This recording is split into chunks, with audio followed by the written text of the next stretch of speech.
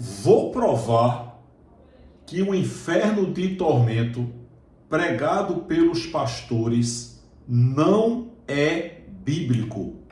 Isso mesmo. Meu nome é Júlio Chaves e eu sou do canal Acorda, Povo de Deus, com mais uma mensagem da graça de Deus. Olha, o tema da mensagem é esse. Vou provar que o inferno de tormento pregado pelos pastores não é bíblico. É uma grande fonte de renda, eu tenho falado. Diabo e inferno são as duas maiores fontes de renda desse maldito sistema religioso cruel, perverso e às vezes muito corrupto. Meu querido, minha querida, você que é evangélico, evangélica, você está sendo enganada por esse sistema religioso. Eu passei 14 anos, Paz e Vida Batista e Assembleia de Deus. Se você entender o Evangelho da Graça de Deus, você vai ter uma paz que você nunca teve na sua vida. Uma paz indescritível. E mais nunca você coloca seus pés nesse lugar chamado de igreja. São verdadeiros alçapões, arapucas, e muitas delas são verdadeiros antros, lugar asqueroso, propenso à corrupção. Não estou generalizando os homens, os líderes, com rótulos de pastores.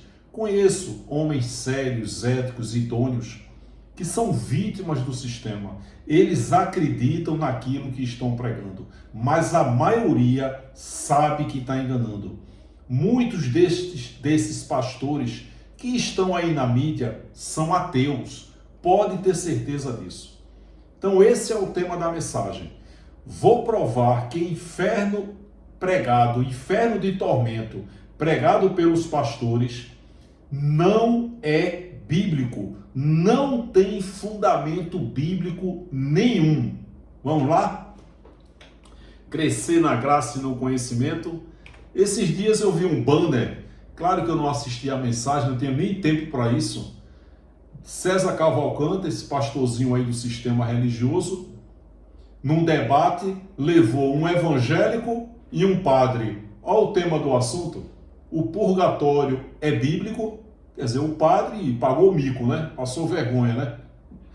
Ué, se o inferno não é bíblico, um inferno de tormento, de sofrimento, que é uma grande fonte de renda para os pastores, quanto mais o purgatório, inventado pela Igreja Católica.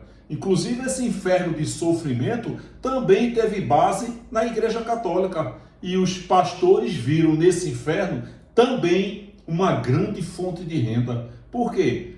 Porque a estratégia do sistema religioso é o quê? Levar medo e terror.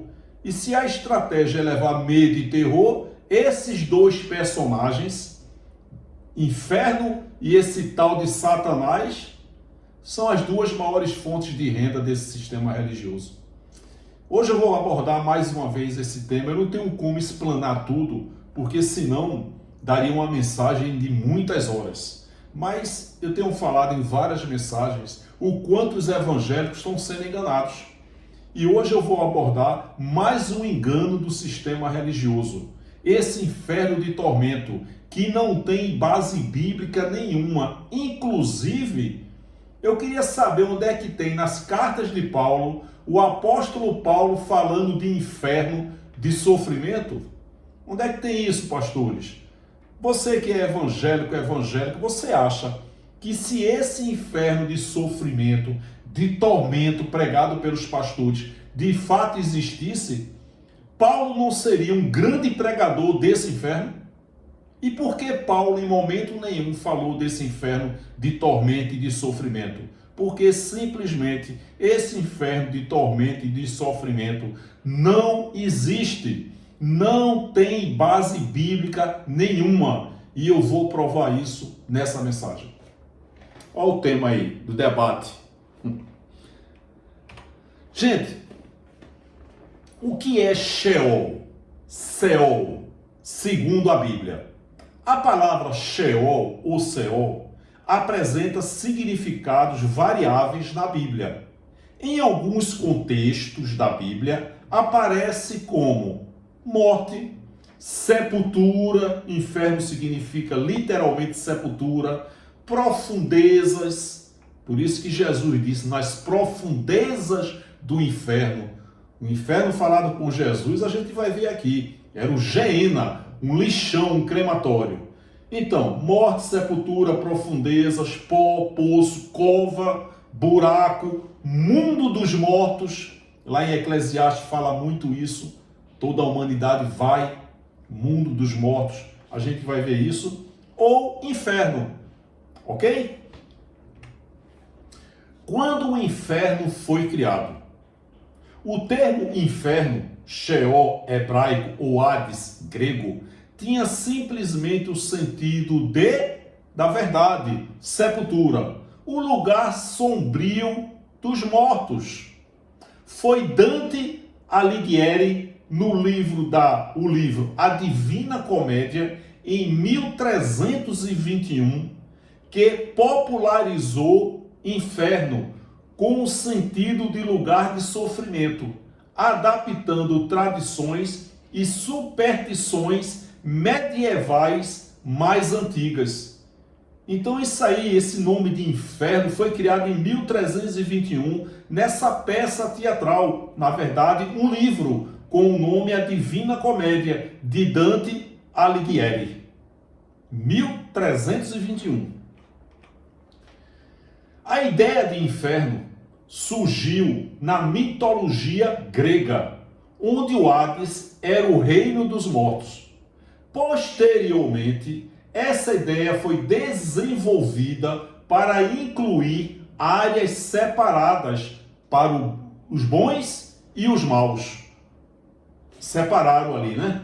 Isso já muitos anos depois. A popularização do conceito de inferno como um lugar de fogo onde os demônios atormentam as almas condenadas é atribuída à obra clássica A Divina Comédia, de Dante, certo? No começo, a crença no mito do inferno foi aceitável para Clemente de Alexandria e Orígenes, que acreditavam em uma espécie de inferno espiritual. Eles acreditavam nisso aí. Ao dizer que os ímpios vão para o Geena, inferno, tem-se uma ideia acerca do horrível lugar. Uma ideia contemporânea é que o inferno é apenas uma metáfora para a infidelidade experimentada nesta vida. No século V, Santo Agostinho de Hipona culminou essas concepções, afirmando a natureza física do inferno e sua eternidade. Ou seja, começou a ser disseminada exatamente no século V pela Igreja Católica, como um lugar de tormento. Porque a Igreja Católica teve até boas intenções em dizer para que as pessoas não praticassem a maldade, se não ia para o inferno. Sabe aquelas histórias que quando nós éramos pequenos, né? Por exemplo, passava um homem com um saco de plástico, de reciclagem, aí a mãe e o pai dizia para a criança, ó, tá vendo aquele homem ali com um saco nas costas? Aquele saco ali tá cheio de crianças que não obedecem os pais. E a criança ficava com medo. Era uma maneira de dizer que tinha um homem do saco que levava crianças desobedientes. Cuidado com o papa-figo. O papa-figo pode pegar você se você não obedecer seus pais. Assim, foi um argumento que a Igreja Católica usou para fazer com que as pessoas não praticassem o pecado. Cuidado com o inferno. E isso foi criado no século V por Agostinho de Hipona. A história, que eu não vou colocar aqui o texto todo, que o sistema religioso usa muito essa passagem de Lucas 16, do 19 ao 31, que é Lázaro, o mendigo e o rico.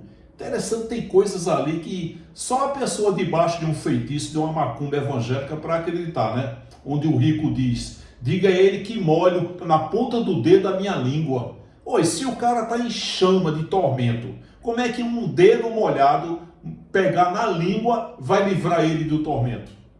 Isso já é uma heresia para você ver que aquilo ali foi uma parábola, uma ilustração que a gente vai ver aqui o que Jesus quis dizer. E também outra coisa absurda, só para uma pessoa que está debaixo de um feitiço, de uma macumba evangélica acreditar, é que a pessoa que está na terra vai ter contato com quem está no inferno. Você imagina uma mãezinha que está no céu e vai ter em contato com a filha dela que está no inferno. É outra passagem que tem, no outro versículo que tem nessa passagem, nessa ilustração de Lucas 16, 19 ao 31, que retrata uma história, uma metáfora, uma alegoria de Jesus para os judeus sobre o mendigo Lázaro e o rico. Tem gente que não consegue viver sem o Satanás e sem o inferno. Olha só. Estou fazendo aqui uma ilustração, não vou botar os versículos todos, né, que você vê aqui, ó, Lucas 16, 19 ao 31. O rico e Lázaro são personagens de uma história que Jesus contou. Nessa história, esses homens representam dois grupos de pessoas. Por isso que é uma metáfora. Jesus está falando uma metáfora ali para os judeus. Os orgulhosos líderes religiosos judaicos dos dias de Jesus. Os religiosos, aqueles que acreditavam que sabiam de tudo, mas não davam ouvidos a Jesus. Eles até ouviam, mas não seguiam. Então esses eram os orgulhosos líderes religiosos judaicos dos dias de Jesus. 2. As pessoas humildes, mas sinceras, que aceitaram a mensagem de Jesus. Então esse rico que foi atormentado representa exatamente esses líderes religiosos. E um mendigo que aceitou a palavra é exatamente esse dois, as pessoas humildes, mas sinceras, que aceitaram a mensagem de Jesus. O que Jesus disse sobre o rico e Lázaro? Em Lucas capítulo 16, do 19 ao 31, Jesus fala de dois homens que passaram por grandes mudanças na vida. Veja um resumo da história que Jesus contou. Um homem rico tinha uma vida de luxo. Os judaizantes, os religiosos. Um mendigo chamado Lázaro costumava ser colocado junto ao portão do rico. Lázaro tinha a esperança de matar a fome com qualquer comida que caísse da mesa do rico. Com o tempo, Lázaro morreu e foi carregado pelos anjos para junto de Abraão. Que heresia. Ninguém subiu ao céu. Como é que Abraão foi para o céu? O rico também morreu e foi enterrado. Na história, os dois homens são descritos como estando conscientes no inferno, após a morte. Olha que heresia. O rico estava sendo atormentado por um fogo intenso. Daí ele pediu para Abraão mandar Lázaro mergulhar a ponta do dedo na água e refrescar a sua língua, a língua dele. Abraão negou o pedido do rico e disse que os dois homens agora tinham mudado completamente suas circunstâncias e tinha sido formado um grande abismo entre eles que não podia ser cruzado. Será que essa história realmente aconteceu? Com certeza não. Jesus contou essa parábola para ensinar uma lição. Na época, os judeus estudiosos confirmam isso. Por exemplo, um subtítulo na edição de 1912 da Bíblia de Lutero diz que essa história é uma parábola, uma alegoria, uma metáfora. E a nota de rodapé da Bíblia de Jerusalém, que é uma tradução católica, reconhece que essa é uma história parábola, sem qualquer nexo histórico. Isso foi na edição 1912 da Bíblia de Lutero. Será que Jesus queria ensinar uma lição sobre vida após a morte? Será que ele quis dizer que depois da morte algumas pessoas sofrem num fogo, num inferno de fogo e tormento, e que Abraão e Lázaro estavam no céu? Alguns detalhes mostram por que esse não poderia ser o caso. Por exemplo, se o rico estivesse num inferno de fogo literal, será que a água no dedo de Lázaro evaporaria? Bastava uma água no dedo de Lázaro para o fogo se evaporar? Você percebe aí a heresia, o feitiço, a macumba evangélica? Como os evangélicos são manipulados, doutrinados, adestrados? Mesmo que não tivesse evaporado, será que uma única gota de água traria alívio ao rico que estava sofrendo num fogo literal de verdade? Uma única gota de água? Como Abraão poderia estar vivo no céu, já que Jesus disse claramente que, na época em que estava na terra, ninguém tinha subido ao céu. Ninguém subia aos céus. Como é que Abraão poderia estar no céu, literalmente? Será que essa história apoia o ensino do inferno de fogo? Não! Embora essa não seja uma história real, alguns dizem que ela simboliza a ideia de que as pessoas boas vão para o céu e as más vão ser atormentadas no inferno de fogo. Lembrando, eu tenho falado em várias mensagens, ninguém vai para o céu. O que volta para Deus é o Espírito. Ninguém vai para o céu. Todos morrem em Adão. Será que esse raciocínio faz sentido? Claro que não faz. O ensino do inferno de fogo não combina com o que a Bíblia diz sobre os que estão mortos. Totalmente contrário, gente, com relação aos mortos. Em momento nenhum a Bíblia fala que existe depois da morte um sofrimento eterno, literalmente falando. É tudo heresia, gente, tudo mentira, tudo enganação. Faz parte da estratégia do sistema religioso, que é levar medo e terror. Nós que estamos na graça, todos nós tínhamos medos desse inferno. Os evangélicos acreditam que entes queridos que já se foram, entes queridos, hoje estão queimando no inferno. Eu passei 14 anos acreditando que minha avó estava no inferno, por causa dessa interpretação equivocada de 1 Coríntios 6, 9 e 10, que os idólatras, minha avó era muito católica, os idólatras não herdarão o reino de Deus. Ora, eles entendem, eles divulgam que reino de Deus é céu, e se a pessoa não vai para o céu, é para onde? Para o inferno. Os pastores diziam para mim, Júlio, sua avó já está no inferno. E outros diziam, não, ela não está, mas vai, não tem mais jeito para ela. Você vê, eu passei 14 anos acreditando que minha avó estava no inferno. E quantos evangélicos hoje acreditam que seus entes queridos estão no inferno? Morreram na idolatria, no homossexualismo, na prostituição, nas drogas, aí aceitou Jesus, deixou de ser um ser humano normal, teve a metamorfose, passou a ser uma ovelha e hoje acredita que seus parentes que já morreram estão queimando no inferno. Viu aí a importância da gente realmente compartilhar uma mensagem da graça de Deus? Essas pessoas que morreram na droga, na prostituição, no homossexualismo, todas elas fizeram a vontade de Deus. E num tempo determinado por Deus, a carne tombou e o espírito voltou para Deus. Será que esse raciocínio faz sentido? Claro que não. O ensino do inferno de fogo não combina com o que a Bíblia diz sobre os que estão mortos.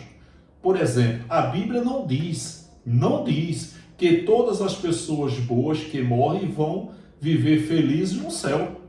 Nem que as pessoas más vão ser atormentadas no inferno de fogo. A Bíblia não fala isso. Em vez disso, a Bíblia diz claramente, os vivos sabem que morrerão, mas os mortos não sabem absolutamente nada. Eclesiastes 9:5. Qual é o significado da história do rico e Lázaro? A história mostra que dois grupos de pessoas estavam prestes a passar por grandes mudanças. O rico, pelo visto, representava os líderes religiosos judaicos, que amavam o dinheiro. Está lá em Lucas 16:14. Eu estou repetindo praticamente, mas estou acrescentando algo aqui. Eles até ouviam o que Jesus falava, mas eram contra a sua mensagem. Esses líderes religiosos desprezavam as pessoas comuns. João 6:49. Ou seja, são aqueles judeus que não reconheceram que Jesus era o Messias de quem os profetas profetizaram. Eram abençoados, eram eleitos, mas eles não aceitaram que Jesus era o Messias de que os profetas profetizaram. E esses foram condenados. Condenados a quê? A grande tribulação que foi no ano 70. Porque salvação na Bíblia se referiu à grande tribulação que foi no ano 70. Quem crê será salvo. Salvo de quê? Da grande tribulação que foi no ano 70. E quem não crê será condenado. Condenado a quê? A grande tribulação que foi no ano 70. E esses líderes religiosos, representados nessa parábola do rico, eles não acreditaram em Jesus. Eles não deram ouvidos a Jesus. E esses foram condenados. Condenados a quê? A grande tribulação que foi no ano 70. Lázaro representava as pessoas comuns que aceitaram a mensagem de Jesus. Os judeus que ouviram a palavra, os milagres. Em meu nome vão expulsar demônios, curar enfermos, ressuscitar os mortos, falar línguas estranhas, idiomas. Esses que creram saíram do estado de condenado para salvo. Então a representação do rico e Lázaro, o rico eram os judeus que não acreditaram em Jesus, que inclusive foram condenados à grande tribulação que foi no ano 70. E Lázaro, o mendigo, foram aqueles que creram. Nós cremos, Pedro, lá em Pentecostes, que Jesus é o Messias de quem os profetas profetizaram. E 3.000 judeus, 3.000 almas foram salvas. Salvas de quê? Da grande tribulação que foi no ano 70. Não ficaram na Judéia, no centro de Jerusalém. Fugiram para os montes, quando viram Jerusalém cercada de exércitos. Olha só, essa profecia, essas profecias de Jesus, que ele falou quando ele tinha 32 anos, elas aconteceram 38 anos depois, no ano 70, naquela geração. Lázaro representava as pessoas comuns que aceitaram a mensagem de Jesus e eram desprezadas pelos líderes religiosos judaicos, representado na parábola o rico. A mudança nas circunstâncias foi enorme para os dois grupos. Os líderes religiosos judaicos achavam que tinham a aprovação de Deus, mas eles morreram, por assim dizer, quando Deus rejeitou tanto a eles quanto a forma de adoração deles, porque não aceitaram a mensagem de Jesus. E a mensagem que Jesus e seus seguidores pregavam era como uma tortura para eles. É só conferir aí Mateus 23, 29 e 30, Atos 5, 29 ao 33. As pessoas comuns que por muito tempo eram desprezadas pelos líderes religiosos, agora estavam numa condição favorecida. Aqueles que creram que Jesus era o Messias. Muitas aceitaram a mensagem que Jesus ensinou e foram abençoados. Não foram condenados, foram salvos da grande tribulação que foi no ano 70. Olha o que diz aqui o Salmo 9:17. Os ímpios serão lançados no inferno. Tem tradução que diz, serão lançados à sepultura, ao Sheol, ao mundo dos mortos. Você vê que os pastores pegam essa tradução aqui, ó. Os ímpios serão lançados no inferno. Só que a continuação, gente, é estranha. Sei como é que um evangelho só pode ser poder de Deus. Às vezes eu brinco, isso é uma macumba evangélica, só pode ser um feitiço. Não, é poder de Deus. Olha só, os ímpios serão lançados no inferno e todas as nações que se esquecem de Deus. Como é que você vai lançar uma nação no inferno? Vamos lançar no inferno o Brasil, a Bolívia, os Estados Unidos. Você percebe que isso é uma alegoria, que isso é uma metáfora, que está se referindo que os ímpios e as nações que se esquecem de Deus cairão no esquecimento. Você vê, Sodoma e Gomorra foram condenadas ao fogo eterno. Elas estão queimando até hoje, elas nem existem. Elas fazem parte dos lugares, das nações, das cidades que deixaram de existir. É exatamente isso que o Salmo 9,17 diz. Os ímpios serão lançados no inferno, à sepultura, ao esquecimento, não tem espírito. E todas as nações que se esquecem de Deus, muitas nações caíram ao quê? Ao esquecimento. Salmo 37:10. Um pouco de tempo. Olha só, um pouco de tempo. Isso foi falado lá pelo salmista, lá o Davi, 1000 anos antes de Jesus. Tá certo? Um pouco de tempo. Você vê que a expressão não é em breve, muito em breve. Não, porque ainda faltava muito tempo. Um pouco de tempo e os ímpios não mais existirão. Por mais que os procure, não serão encontrados. Queridos, muita gente diz, Júlio, você é preterista. Não, eu não sou preterista. Quem está na graça está muito acima, além do preterismo. Preterismo significa simplesmente passado. Nós cremos que tudo na Bíblia foi passado, que todas as profecias já se cumpriram até o ano 70. Então nós cremos no preterismo. Só que a graça está muito acima disso. Porque quem me revela que inferno significa sepultura, não é o preterismo, é a graça. Quem me revela que o ser Satanás como ser espiritual nunca existiu, não é o preterismo, é a graça. Quem me revela que ímpio não tinha espíritos na época, não é o preterismo, é a graça. Favor imerecido de Deus. É a graça que é derramada que fez com que você saísse do sistema religioso. Ímpios foram feitos por Deus para que ele concluísse a sua obra literária, a Bíblia. Não existem mais, todos os ímpios foram gerados por Deus, criados por Deus e fizeram todos eles a vontade de Deus. Faraó era um ímpio, para isto levantei o ímpio do Faraó para manifestar nele o meu poder. Judas era um ímpio e Deus usou Judas para o quê? Para que Judas desse um beijo e traísse Jesus. Adão era um ímpio. Deus não ia usar um eleito para fazer com que o pecado entrasse no mundo. Escolheu Adão. Você vê que lá em Gênesis diz, a tua descendência e a tua descendência, Adão e Eva, o justo e o ímpio. Os dois bandidos da cruz, o justo e o ímpio, as duas sementes. Então você vê um pouco de tempo e os ímpios não mais existirão, por mais que os procure, não serão encontrados. Oi, está se referindo a gente ruim? Gente mal? Pessoas más? Não, gente ruim e a maldade sempre vai existir, porque o bem e o mal pertencem a Deus. Esses ímpios aqui foram aqueles que Deus fez, que não possuíam espíritos, que era do pó da terra, feito Adão.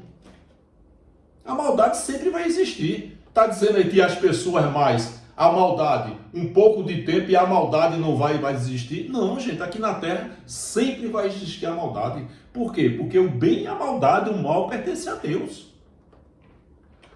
Ao Salmo 37:20. Mas os ímpios perecerão. Se você for perguntar a um pastor o que é perecer, ele vai dizer que é sofrer e ser atormentado. É mentira.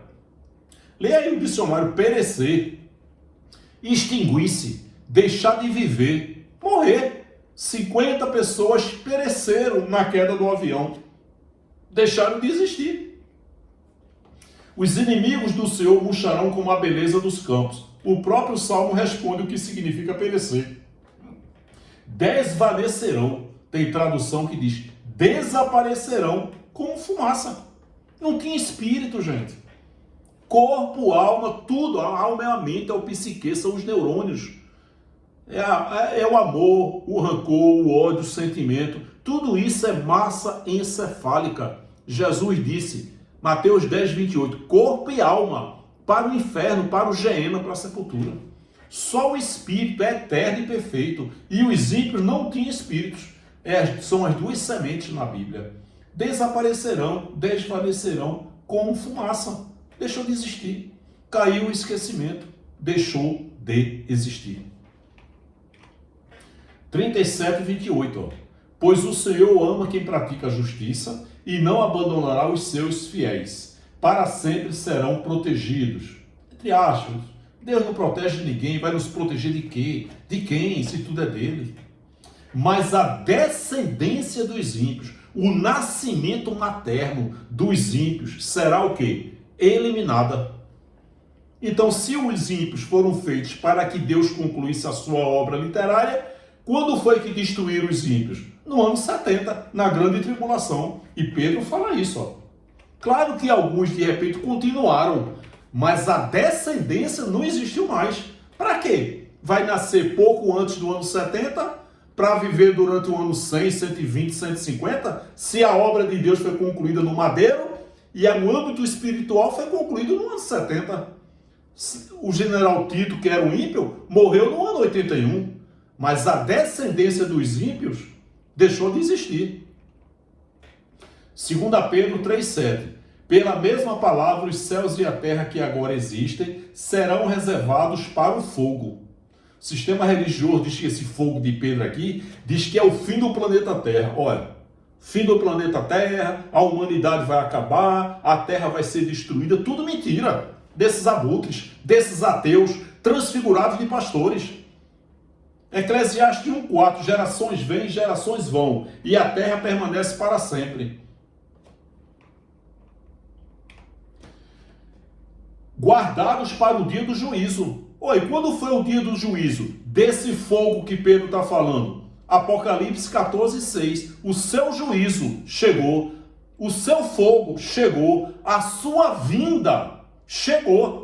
A vinda dele trazendo juízo, porque a volta de Jesus foi Atos 2,4, quando o Espírito entrou em toda a carne. Ora, se a Trindade é uma heresia, o Espírito Santo habita em nós, como é que Jesus vai voltar? Ele prometeu voltar para os judeus, para os discípulos. João 14,28. Eu vou voltar para vocês. Para vocês quem? Os discípulos.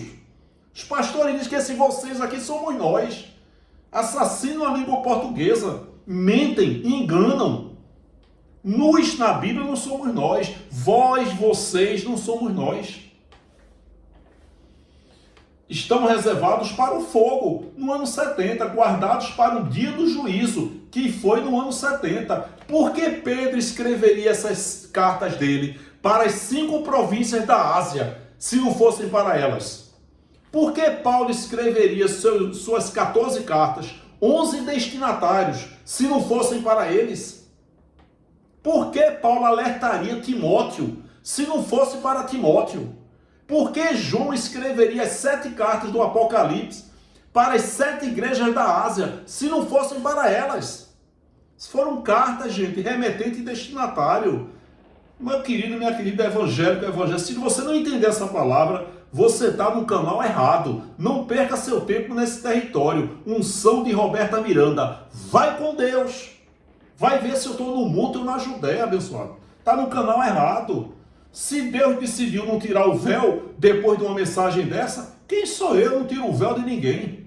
Eu prego aqui no canal Acorda, Povo de Deus, aquilo que eu creio. Dá uma olhada nos testemunhos aí de pessoas que estão literalmente libertadas desse maldito sistema religioso.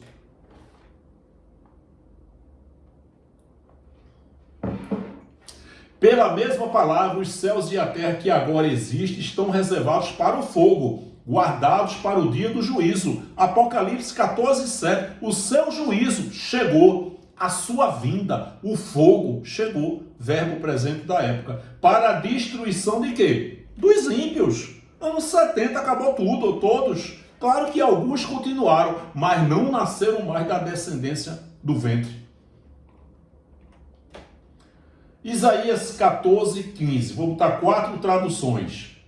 E, contudo, levado será ao inferno, ao mais profundo do abismo. Queridos, Isaías 14 e Ezequiel 28 está falando de 2 reis arrogantes e soberbos que o sistema religioso usa Isaías 14 e Ezequiel 28 para dizer que houve uma rebelião no céu e que Satanás, o anjo, se rebelou e trouxe um terço dos anjos.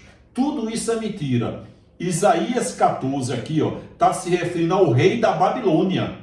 E Ezequiel 28 se referindo ao rei da cidade de Tiro. Dois homens arrogantes e soberbos. Olha aí Isaías 14:15, o que a palavra disse se referindo ao rei da Babilônia. E contudo, levado serás ao inferno, rei da Babilônia, ao mais profundo do abismo. Onde é que tem sofrimento? Outra tradução, mas as profundezas do Sheol, do buraco, do poço, da sepultura, do inferno, você, rei da Babilônia, será levado e irá ao fundo do abismo. Mas você foi jogado no mundo dos mortos, rei da Babilônia, no abismo mais profundo. Contudo, serás precipitado para o reino dos mortos, rei da Babilônia, no mais profundo do abismo. E aí, gente, que esse inferno aí está se referindo aqui muito mais, profundo do abismo, fundo do abismo. Tudo isso, gente. Esse inferno de tormento, gente, é uma tremenda sacanagem que os pastores fazem com nossos amados, principalmente evangélicos. É uma tremenda de uma aberração, gente. Como os evangélicos estão sendo enganados por esse maldito sistema religioso. Por isso que eu digo, meu querido, minha querida, se você entendeu o evangelho da graça, você já pensou você ter a certeza absoluta que esse diabo espiritual, ele nunca existiu? Que inferno significa sepultura? Se inferno significa sepultura, o que esse tal de Satanás está fazendo na terra? Quando eu falo Satanás, chega a coça o dedo assim. É o sócio da maioria dos pastores. Eu sei que existem alguns que são vítimas do sistema, eles acreditam naquilo que pregam, mas a maioria sabe. É uma tremenda de uma aberração. Uso essa palavra chula para caracterizar o que os pastores fazem com nossos amados irmãos evangélicos. Uma tremenda de uma sacanagem. Eles são capazes de tudo, gente, para tirar dinheiro dos evangélicos. Olha só, Eclesiastes 9:3. Este é o mal que há em tudo quanto se faz debaixo do sol. A todos sucede o mesmo, quem faz o bem e quem faz o mal. Também o coração dos homens está cheio de maldade. Nele há desvarios enquanto vivem. Depois, rumo aos mortos. Todos rumos aos mortos. Ninguém vai para o céu. Todos vão para o inferno, sepultura. O que volta para o céu, seja qual for o nome, é o Espírito. Tem milhões de anos, está aqui em mim e em você. Quando a carnezinha tombar, o Espírito volta para Deus com um novo corpo glorioso igual dele. Eclesiastes 12:7, Filipenses 3:21. Meu querido, minha querida, a Bíblia, ela é 100% um livro histórico. Esse livro aqui não é mais profético. É mentira desses pastores quando dizem, eis que te digo, assim diz o Senhor. Deus manda te dizer. Tudo isso é mentira. Olha o que Jesus nos disse. Nos? Quantos anos você tem? 2.200 anos? Não, gente. Esse nos não somos nós. Vós na Bíblia não somos nós. Vocês na Bíblia não somos nós. Esse livro aqui é histórico. Inclusive, Mateus, Marcos, Lucas e João não são evangelhos. Eu desafio qualquer pastor aí evangélico me provar na Bíblia que Mateus, Marcos, Lucas e João são evangelhos. Não são. São livros históricos que contam a vida terrena de Jesus de Nazaré. O evangelho foi revelado a Paulo, de Romanos a Hebreus. Considerando que Hebreus foi escrito por ele, eu creio, também não faz diferença. De Romanos a Filemon, foi revelado ao apóstolo Paulo. Então você vê, depois rumo aos mortos. Eclesiastes 9:3, 9, 5 e 6. Porque os vivos sabem quem hão de morrer, mas os mortos não sabem nada, coisa nenhuma. Nem tampouco terão eles recompensas. Olha só, os mortos não terão recompensa, porque a sua memória jaz no esquecimento. Acabou. ficou no túmulo, o corpo e a alma. 6. Amor, ódio e inveja, para eles já pereceram, já viraram fumaça, já deixaram de existir. Para sempre não tem eles parte em coisa alguma do que se faz debaixo do sol. Acabou. Deixou de existir. O 10, 9 e 10. Tudo quanto te vier à mão para fazer, faze-o conforme as tuas forças. Porque no além, olha só, no além, no inferno, na sepultura, para onde tu vais, não há obra, nem projetos, nem conhecimento, nem sabedoria alguma. Olha outra tradução do Eclesiastes 9:10. O que as suas mãos tiverem que fazer, que eu faça com toda a sua força. Pois aonde? Na sepultura, para onde você vai, não há atividade nem planejamento, não há conhecimento nem sabedoria. Meu querido, minha querida, uma mensagem clara dessa, se você não compreender, lamento informar, você está no canal errado, não perca seu tempo nesse território. Agora, essa palavra, ela é libertadora. Se Deus tirar o véu, dá uma olhada nos testemunhos que eu tenho aqui. Outra tradução.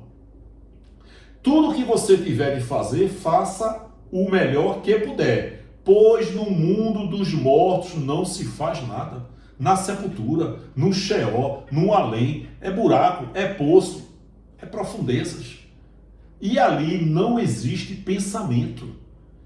O negócio vai ter consciência de que está no inferno. Os pastores pregam isso. São sacanas, são escrotos. A pessoa vai ter consciência. Nossa, eu estou no inferno.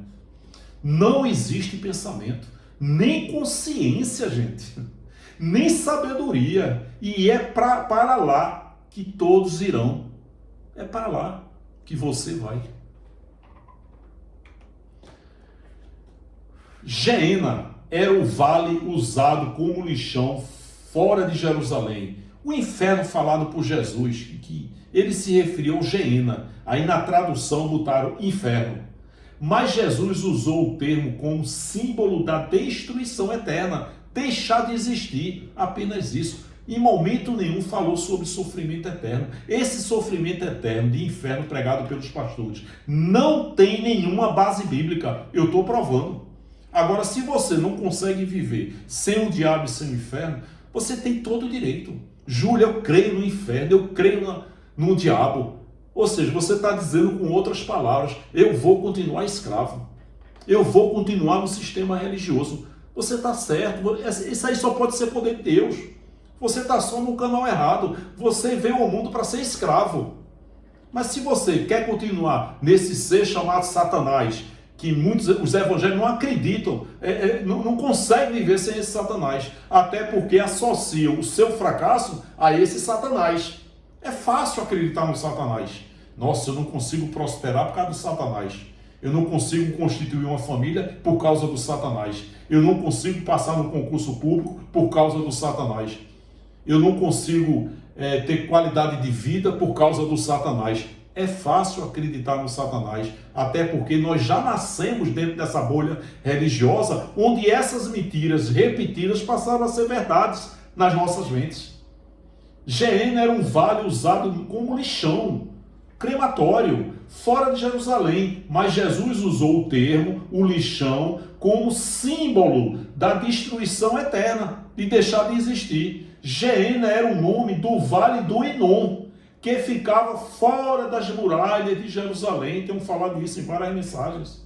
Era usado como depósito de lixo, um lixão, um crematório, onde se lançavam cadáveres, restos de animais e imundície. Por causa do odor, jogava-se enxofre para o fogo não se apagar. Para manter o fogo aceso e queimar o lixo 24 horas por dia, usava-se o enxofre. Por isso que Jesus disse, enxofre, o fogo não se apaga e os vermes brotavam, se referindo ao Geena, gente. Jesus usou o Geena como símbolo de destruição eterna, Muitos associam o Geena como o lago de fogo do Apocalipse 20:14, que é dito significar a segunda morte, ou seja, deixar de existir. Apenas isso, gente. Por que Deus faria esse inferno, gente? Todos morrem em Adão. Todos morrem em Adão. Todos vão para o inferno, sem exceção. Que significa sepultura. Agora, quando a sua carnezinha tombar, meu irmão, o espírito volta para Deus. Isso é muito mais coerente. Desafio 1. Estou tocando nessa tecla aí. Nossa, vai me quebrar, viu? Se os pastores tomarem posse disso aqui, vão me quebrar. Eu já não tenho. Mateus 10:8. Jesus disse: curai os enfermos, limpai os leprosos, ressuscitar os mortos, expulsai os demônios. Curai enfermos, ressuscitar os mortos e expulsai os demônios. Tudo isso hoje é pilantragem. Tudo isso hoje é fake news, é maracutaia. Claro que eu não estou generalizando. Eu só generalizo mesmo quando aquele líder fala terra decanta limpa na chulipa. Aí é picaretagem mesmo. Ele está confessando que ele tem consciência que não está falando absolutamente nada. E até engana alguns evangélicos. Júlio, eu falava línguas estranhas. Qual era o idioma que tu falava? Porque terra decanta limpa na chulipa, nem Deus sabe o que é isso. Jesus deu poderes aos seus discípulos, curar enfermos, ressuscitar os mortos, expulsar demônios e falar línguas estranhas, para que esses 4 poderes, os judeus acreditassem que Jesus era o Messias. E os discípulos tinham que falar línguas estranhas. Pedro, João e Tiago, que eram o quê? Os discípulos que foram chamados para pregar o evangelho da circuncisão. Gálatas 2:7, a mim, o evangelho da incircuncisão, como a Pedro, o evangelho da circuncisão. Então, as colunas do evangelho da circuncisão, para dizer aos judeus que Jesus era o Messias, de quem os profetas profetizaram, foram dadas a Pedro, João e Tiago. Como é que Pedro ia pregar para 15 nações? Está lá em Atos 2, 7, 8, 9, 15 nações circunvizinhas, todo mundo na Bíblia, toda a terra na Bíblia. Enquanto você que é evangélico acreditar que mundo na Bíblia é mundo de Israel e terra na Bíblia é mundo de Israel, você vai continuar sendo enganado. Como é que Pedro ia pregar para essas 15 nações se essas 15 nações não compreendiam a língua de Pedro? Por isso que Pedro recebeu o dom de línguas estranhas, idiomas. Tanto é que eles dizem, esses homens galileus, falando da grandeza de Deus, na nossa própria língua que fomos nascidos, na nossa própria língua materna. Que terra decanta limpa na chulipa, rapaz? Isso é picaretagem. Então esses milagres não acontecem mais.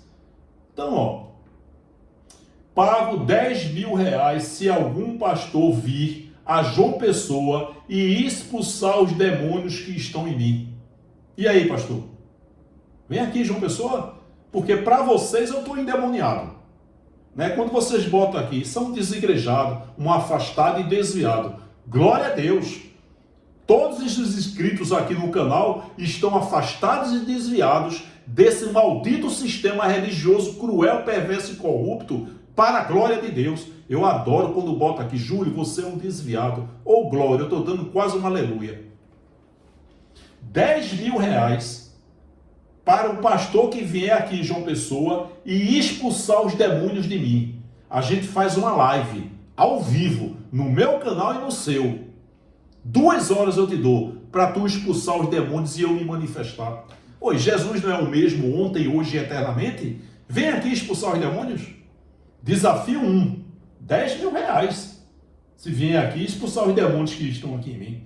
Demônios só se manifestam naqueles que acreditam nele. Pessoas pobres e incultas, sempre nesses alçapões, nesses antros aí, chamado de igreja.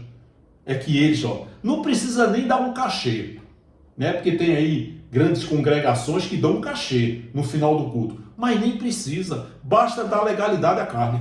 E o cara se manifesta. Tudo picaretagem isso, gente. Que manifestação de demônio? Quer que um demônio vai se manifestar para quê? Isso é fonte de renda, gente. Isso é empregos. Nunca vi um pastor endemoniado. Tu já viu um pastor endemoniado? Eu nunca vi. Eu nunca vi um rico endemoniado. Só pessoas pobres e incultas, dentro desses alçapões, dessas arapucas, que a pessoa acredita que está endemoniada, aí se entroncha e cai. Não precisa nem dar cachê, porque às vezes uns recebem cachê mesmo, para falar no microfone.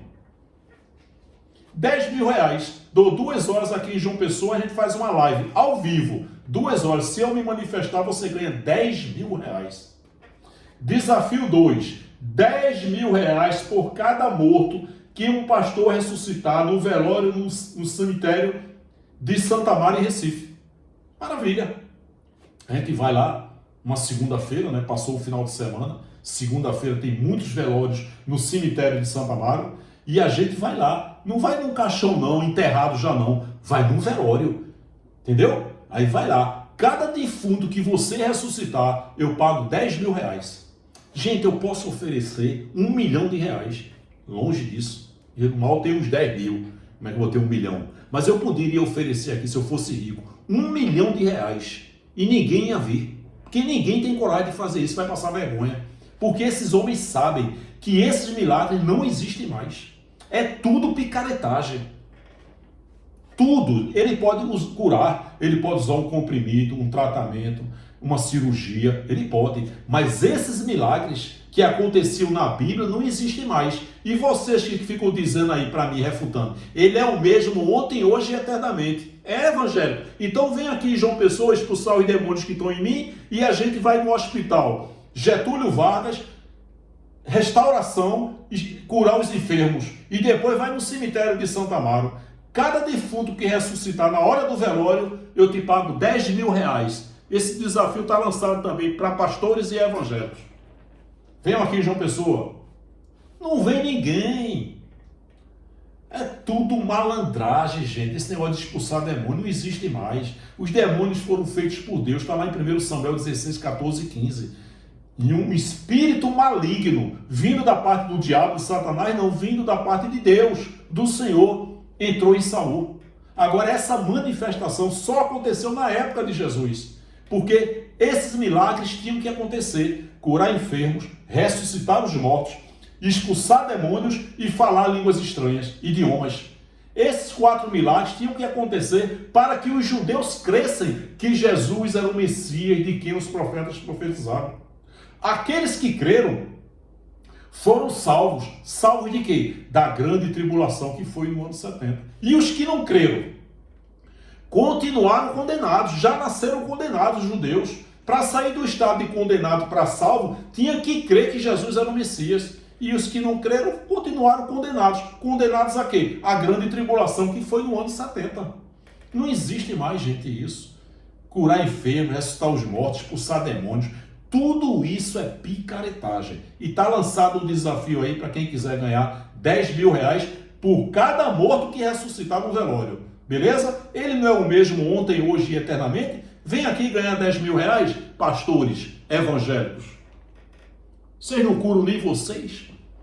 Foi feita uma pesquisa aí, 71% dos pastores vivem em depressão, usam óculos, diabetes, câncer. Vocês não curam nem vocês.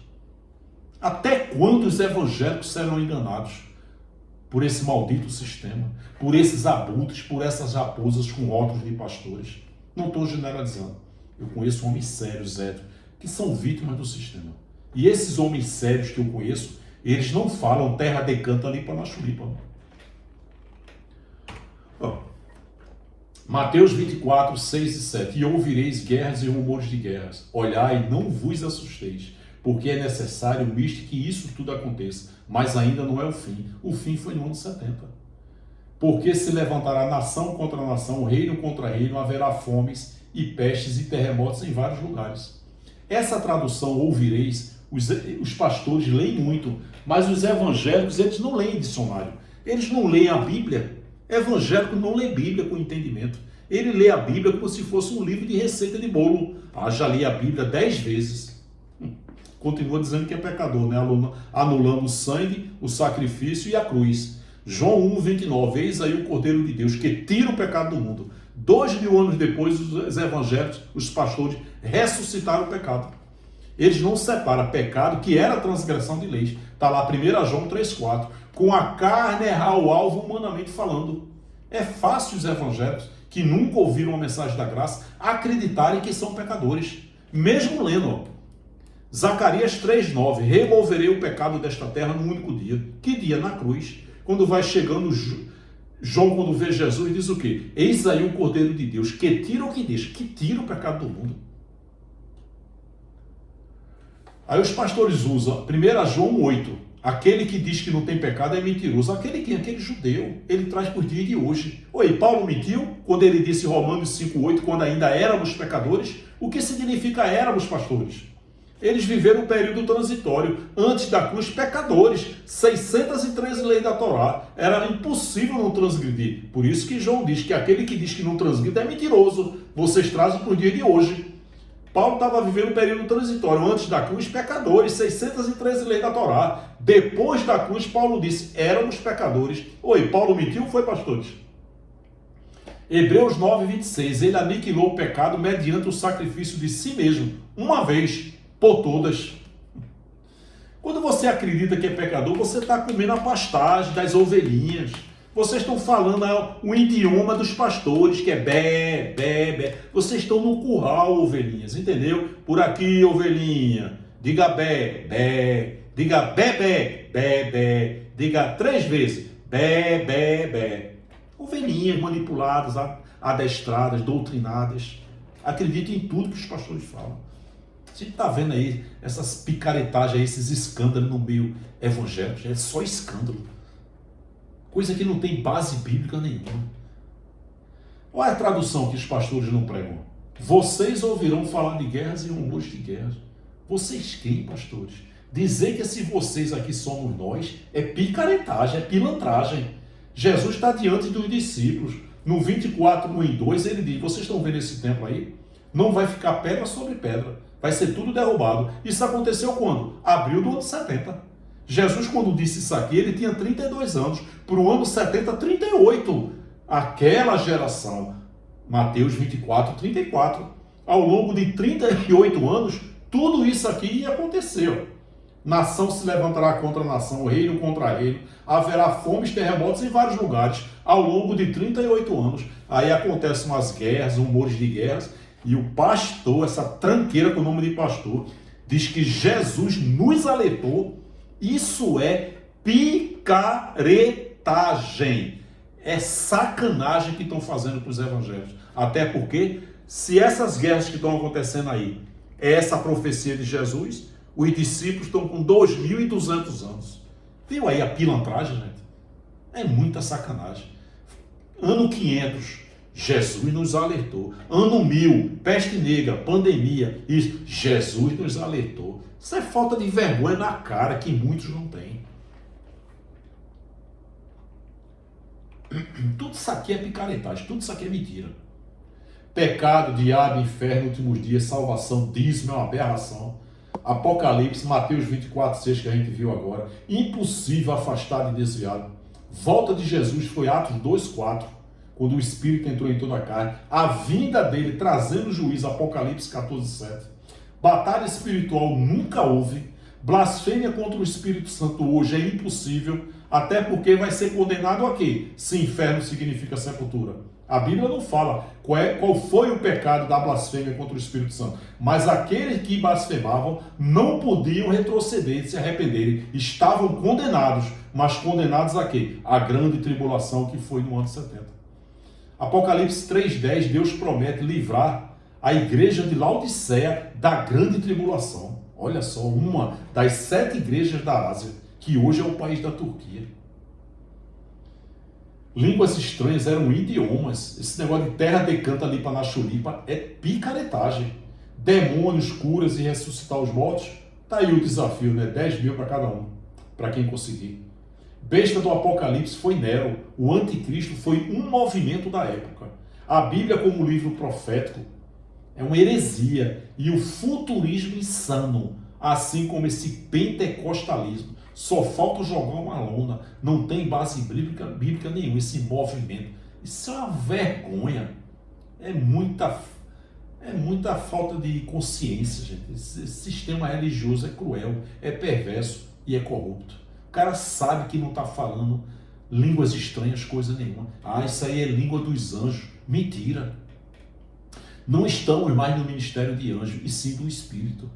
Qual foi o idioma que o anjo se revelou a José, a Maria, a Daniel? Qual foi? A língua, o idioma deles. Para que anjos no dia de hoje? Nós estamos no ministério do Espírito, gente. É tudo picaretagem, esse negócio de demônio, ministério de anjo. Ah, eu vi um anjo. Tudo mentira, gente. Tudo mentira desse sistema religioso. Liberte-se da escravidão da religião. Se você entender a verdadeira graça, mais nunca você colocará seus pés nesse lugar chamado de igreja. E você vai ter uma paz indescritível. Uma paz que você nunca teve. Agora, só se Deus tirar o véu.